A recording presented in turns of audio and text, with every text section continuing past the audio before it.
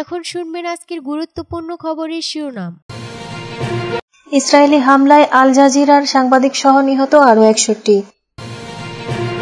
কৃষ্ণ সাগরে যুদ্ধবিরতি ও Russia Ukraine নিয়ন্ত্রণ রেখা নিয়ে সৌদিতে আলোচনা। যুক্তরাষ্ট্রের সঙ্গে পরোক্ষ সংলাপে রাজি ইরান।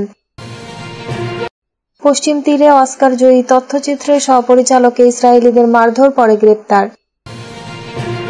তুরস্কে কারাবন্দী ইমামোগলু বিরোধী দলীয় প্রেসিডেন্ট প্রার্থী মনোনীত, চলছে এরদোয়ানের ধরপাকড়।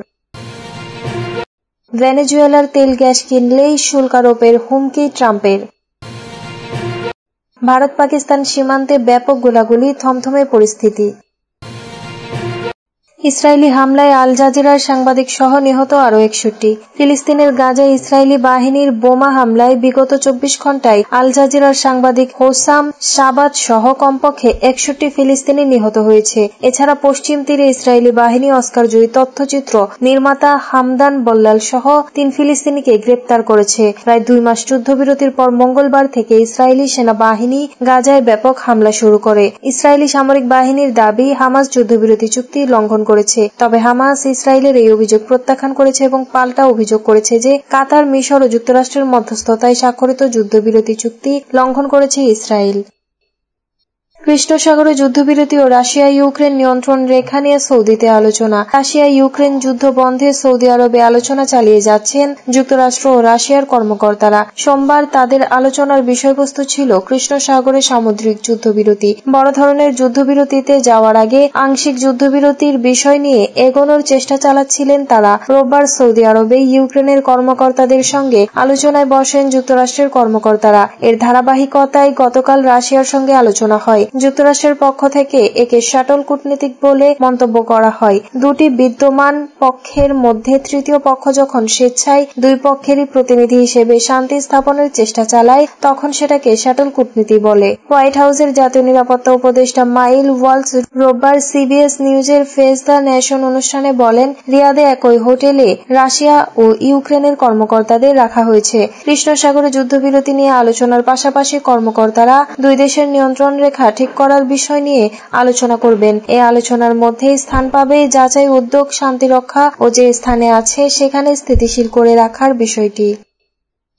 যুক্তরাষ্ট্রের সঙ্গে পরোক্ষ সংলাপে রাজি ইরান। যুক্তরাষ্ট্রের সঙ্গে নিজেদের পারমাণবিক কর্মসূচি নিয়ে পরোক্ষ আলোচনা শুরু করতে রাজি হয়েছে ইরান। এর আগে ইরানের পারমাণবিক কর্মসূচি নিয়ে নতুন চুক্তির দাবি জানিয়েছিলেন যুক্তরাষ্ট্রের প্রেসিডেন্ট ডোনাল্ড ট্রাম্প। সরাসরি আলোচনার সম্ভাবনা নাকচ করে দিয়ে আজ সোমবার ইরানের পররাষ্ট্রমন্ত্রী আব্বাস আরাকচি বলেন, আমরা পরোক্ষ আলোচনার জন্য প্রস্তুত আছি, যতক্ষণ অন্য পক্ষ ইসলামিক রিপাবলিকের প্রতি তাদের মনোভাব পরিবর্তন না করে। ইরানের শীর্ষ এই কূটনীতিক বলেন, ওয়াশিংটনের হুমকির মুখে এবং যতক্ষণ পর্যন্ত ট্রাম্প তার সর্বোচ্চ চাপ প্রয়োগের নীতি বজায় রাখবেন, ততক্ষণ পর্যন্ত সরাসরি আলোচনায় বসবে না তেহরান। সর্বোচ্চ চাপ প্রয়োগের নীতির অংশ হিসেবে প্রেসিডেন্ট ট্রাম্প 2018 সালে তার প্রথম মেয়াদে ইরানের সঙ্গে হওয়া পারমাণবিক চুক্তি থেকে একতরফা সরে আসেন এবং দেশটির উপর ব্যাপক নিষেধাজ্ঞা আরোপ করেন। নিষেধাজ্ঞা তুলে নেওয়ার শর্তে 2015 সালে যুক্তরাষ্ট্র সহ প্রভাবশালী দেশগুলোর সঙ্গে ওই চুক্তি করেছিল ইরান।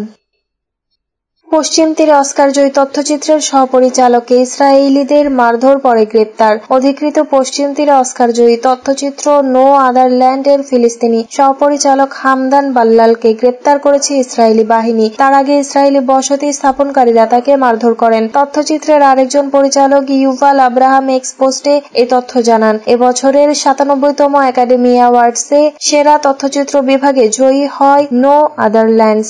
গাজায় চলমান ঘটনা প্রবাহ নিয়ে 4 ফিলিস্তিনি ও ইসরায়েলি আন্দোলন কর্মী তথ্যচিত্রটি বানিয়েছেন। তাদেরই একজন হামাদান। ইউভাল আব্রাহাম বলেন, আমাদের নো আদার ল্যান্ড ছবির সহপরিচালক হামদান বাল্লালকে বসতি স্থাপনকারীদের একটি দল মারধর করে আহত করেছে। তিনি মাথা ও পেটে আঘাত পেয়েছেন, রক্তপাত হয়েছে। এর পরিচালক আরো বলেন, তিনি অ্যাম্বুলেন্স ডেকেছিলেন, কিন্তু সেখান থেকে ইসরায়েলি সেনারা হামাদানকে গ্রেপ্তার করে নিয়ে গেছে। এরপর থেকে তার কোনো হদিস নেই। অহিংসবাদী ইহুদি সংগঠন centre for Jewish non violence একটি ভিডিও প্রকাশ করেছে। তাতে দেখা গেছে রাতের বেলা ধুলায় ধূসরিত একটি মাঠে একজন মাস্ক পরা বসতি স্থাপনকারী ওই সেন্টারের দুজন কর্মীর দিকে তেড়ে আসেন। তারা তখন দৌড়ে নিজেদের গাড়ির দিকে আসেন।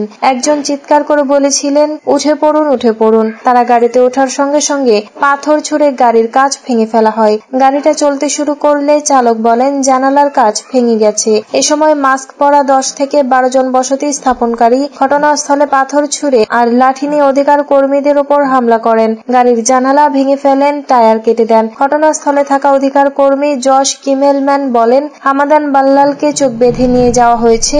আমরা জানি না তিনি এখন কোথায় আছেন। ইসরায়েলের সামরিক বাহিনী জানিয়েছে তারা ঘটনাটি খতিয়ে দেখছে, তবে তাৎক্ষণিকভাবে কোনো মন্তব্য করা হয়নি।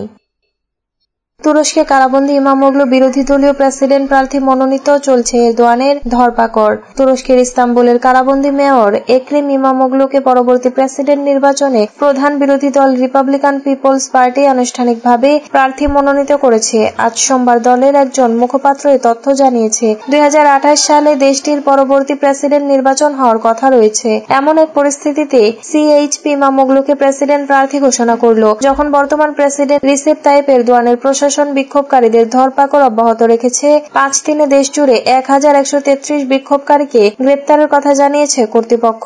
গত রোববার প্রার্থী বাছাইয়ের ভোটাভুটির আয়োজন করে সিএইচপি। ইমামোগলুকে গ্রেপ্তার করায় দলীয় প্রাইমারিতে সাধারণ মানুষকেও ভোট দেওয়ার সুযোগ দেয় দলটি। এতে প্রায় 1.5 কোটি মানুষ ভোট দিয়েছেন, যাদের 1,32,00,000-এর বেশি দলটির সদস্য নন। অবশ্যই ভোটাভুটিতে ইমামোগলুই একমাত্র প্রার্থী ছিলেন।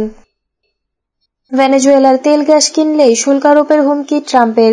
যে কোনো দেশ ভেনেজুয়েলার কাছ থেকে তেল বা গ্যাস কিনলেই তাদের উপর 25% শুল্ক আরোপ করা হবে বলে জানিয়েছেন যুক্তরাষ্ট্রের প্রেসিডেন্ট ডোনাল্ড ট্রাম্প। সোমবার তিনি এই ঘোষণা দেন। জানুয়ারিতে হোয়াইট হাউসে ফেরার পর থেকে ট্রাম্প যুক্তরাষ্ট্রের মিত্র ও প্রতিদ্বন্দ্বী উভয়ের উপর শুল্ক আরোপ করেছেন এবং আর্থিক ব্যবস্থা ব্যবহার করে অর্থনৈতিক ও কূটনৈতিক নীতিতে প্রভাব বিস্তারের চেষ্টা চালিয়ে যাচ্ছেন। ট্রাম্প এদিন তার ট্রুথ সোশ্যাল প্ল্যাটফর্মে লিখেছেন, যুক্তরাষ্ট্র আমাদের লালিত স্বাধীনতার প্রতি ভেনেজুয়েলা অত্যন্ত শত্রুতাপূর্ণ আচরণ করেছে। তাই কোনো দেশ যদি ভেনেজুয়েলা থেকে তেল অথবা গ্যাস ক্রয় করে, তবে তারা যুক্তরাষ্ট্রের সঙ্গে তাদের করা যে কোনো বাণিজ্যের উপর 25% শুল্ক দিতে বাধ্য হবে।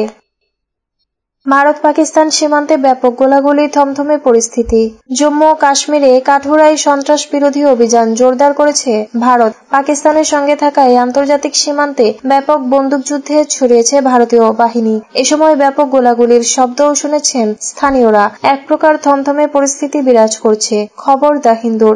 জম্মু অঞ্চলের কাঠুয়া জেলার ঘন জঙ্গলে অনুপ্রবেশকারী সন্ত্রাসীদের একটি দলের বিরুদ্ধে অনুসন্ধান অভিযান শুরু হয় গতকাল। এই অঞ্চলে দুষ্কৃতিকারীদের উপস্থিতি সম্পর্কে গোয়েন্দা তথ্যের ভিত্তিতে অভিযান শুরু করা হয়। তবে সীমান্তে ব্যাপক গোলাগুলি নিয়ে পাকিস্তানের কোনো বক্তব্য পাওয়া যায়নি। জানা যায়, খবর পেয়ে গোলাগুলির শুরুতে ভারতের স্পেশাল অপারেশনস গ্রুপের একটি পুলিশ দল তল্লাশি অভিযান শুরু করে। তখন সন্ত্রাসীরা তাদের ওপর ব্যাপক গুলি চালায়, যার ফলে আধ ঘন্টারও বেশি সময় ধরে তীব্র বন্দুকযুদ্ধ চলে।